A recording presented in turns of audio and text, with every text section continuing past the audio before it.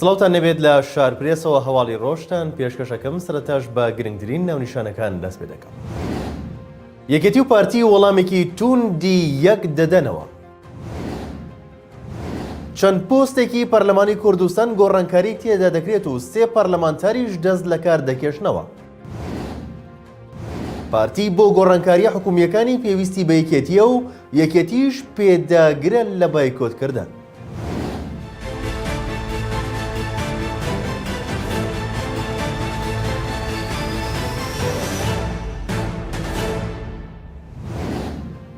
وەزارەتی دارایی و ئابووری حکوومەتی هەرێمی کوردستان سەرجەم خەرجیەکانی ساڵی 2022 ڕاگرت و ڕێنمایی ژمارە 20 پێدەرکرد. لەو ڕێنماییەدا کەواژۆی ئەوە جەناب نووری وەزیری دارایی و ئابووری حکوومەتی هەرێمی کوردستانی بەسەرەوەیە تێیدا بە 8 خاڵ ڕوونی کردوتەوە کە لەمڕۆوە سیستمی ئەلکترۆنی بەڕێوەبردنی دارایی ڕادەگیرێت تا کردنەوەی خەرجی ساڵی 2023. ڕاشی گەیاندووە گشت خەرجیەکان لە ڕۆژی 15ی دوانزەوە بۆ ساڵی دارایی 2022 ڕادەگیرێت بە مەبەستی یەکلاکردنەوەی ژمێرەکان جگە لە خەرجیەکانی موچە و پێشینەی خەرجکراوی مانگانە و کرێ و خاوێنکردنەوە و خواردن هاوکات زیادکردنی پێشینەی بەردەوامی مانگانەش ڕادەگیرێت. وەزارەتی دارایی ئەمەژەی بۆش کردووە ئەو ڕاگرتنە تەمویلکردنی تایبەت بە پرۆژەکانی وەبەرهێنان و پەرەپێدانی پارێزگاکان ناگرێتەوە. داواشی کردووە لەمڕۆوە هیچ داواکاریەکانی خەرجی ئاڕاستەیان نەکرێت ئەو نووسراوانەشی ڕەزامەندی خەرجی وەزارەتیان هەیە تا پێش بەرواری 16ی دوانزە جێبەجێ دەکرێن و ڕاناگیرێن.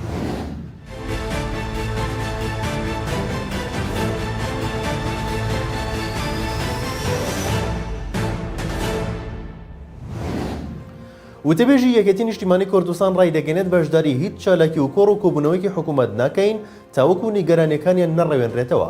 سۆران جەمال تاهیر وتەبێژی یەکێتی نیشتیمانی کوردستان ڕایگەاند هەموو هەوڵێکیان بۆ ئەوەیە کێشەکان بە گفتوگۆ لەگەڵ پارتی چارەسەر بکەن، ئەگەرنا هەر چالاکیەک کە تایبەت بێت بە حکوومەت تیمی یەکێتی بەشداری تێدا ناکەن تاوەکو ئەو کاتەی ئەو گلەیانی هەیەە لەم کابینەیە دەڕەوێنرێتەوە.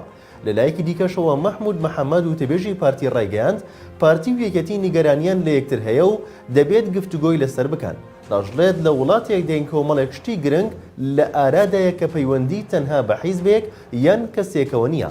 وتیشی بڕیاری کۆمیتی ناوەندی پارتی ئەوەیە لاپەڕەیەکی نوێ لەگەڵ لایەنەکان هەڵبدەنەوە لە پێش هەموو شوێنەوە یەکێتی بانگەشەی چارەسەرکردنی کێشەکان لە ڕاگەرنەکانەوە ناکرێت، بەڵکو شوێنی چارەسەرکردنی کێشەکان مێزی گفتوگۆ و لێکتێگەیشتنە.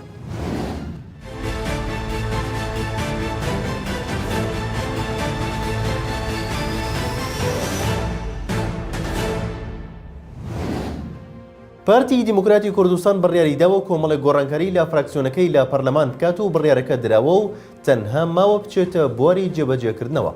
دکتۆر ڕێبوار بابکەی ڕایگەاند ئەو بڕیاری سەرکردایەتی لەبارەی کۆمەڵێک گۆڕانکاری لە فراکسیۆنی پارتی لە پەرلەمانی کوردستان داوێتی هێشتا ئاڵوگۆڕی پێنەکراوە و دەست بەکار نەبوون، چاوەڕێ دەکەن دەست بەکار بن. بۆیە بەپێی بڕیاری سەرکردایەتی گۆڕانکاری لە پۆستی جێگری سەرۆکی پەرلەمان و سەرۆکی فراکسیۆن دەکات و 3 ئەندامیش دەست لە کار دەکێشنەوە و 3 ئەندامی نوێ شوێنی ئەوان دەگرنەوە.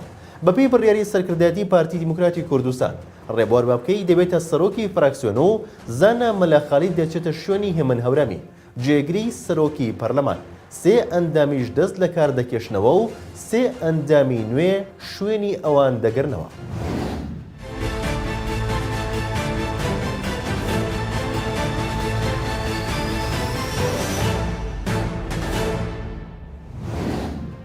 هەر سەبارەت بە گۆڕانکاریەکانی پارتی دیموکراتی کوردستان بۆ جێبەجێکردنی گۆڕانکاریە بڕیار لێدراوەکانی پێویستی بەیەکێتی هەیە و بۆ پەسەندکردنی شوێنگرەوەی هێمن هەورامی و پشتیوان سادق دەنگدانی ئەندامانی پەرلەمانی پێویست دەبێت کە زۆرینەی پەرلەمانی دروست بێت، بەڵام تا ئێستا پارتی نەیتوانیوە لەو بارەیەوە لەگەڵ یەکێتی بگاتە ڕێکەوتن و ئەو بابەتە بە هەڵپەسێدراوی ماوەتەوە. سەرچاوێکی باڵا لە یەکێتی نیشتیمانی کوردستانەوە بە شاپرێسی ڕاگەاند پەیوەندیەکانی یەکێتی و پارتی لە ئێستادا لە دۆخێکی خراپدان و ڕاستە هیچمان لەگەڵ باز نەکراوە لەو بارەیەوە، بەڵام ئەگەر باسیش بکرێت لە دۆخێکی وەک ئێستادا ئاستەمە یەکێتی دەنگی زۆرینە بۆ پارتی دروست بکات و کار ئاسانی بکات بۆ گۆڕانکاریەکانی. لەلایەکی ترەوە هیوە ئەحمەد مستەفا ئەندامی مەکتەبی سیاسی پارتی ئاماژەی کرد هەرچەندە لە حکوومەت کێشەمان لەگەڵ یەکێتی هەیە بەڵام تا ئێستا نەمبیستووە لە پەرلەمان گرفتێک هەبێت و ئەندامانی فراکسیۆنی یەکێتی لە پەرلەمان نەکشاونەتەوە بۆیە پێمان وایە کە پێویستمان بەدەنگی ئەوان هەبێت و دەکرێت هێمن هەورامی جێگری سەرۆکی پەرلەمان کە بەشێکە لە گۆڕانکاریەکە قسەی لەگەڵ یەکێتی کردبێت بۆ تەواوکردنی نیسابی یاسایی و دروستکردنی دەنگی زۆرینە بۆ گۆڕانکاریەکان. لە شاپرێسەوە هەواڵی ڕۆژتان پێشکەشکرا شاد و بەختەوەر.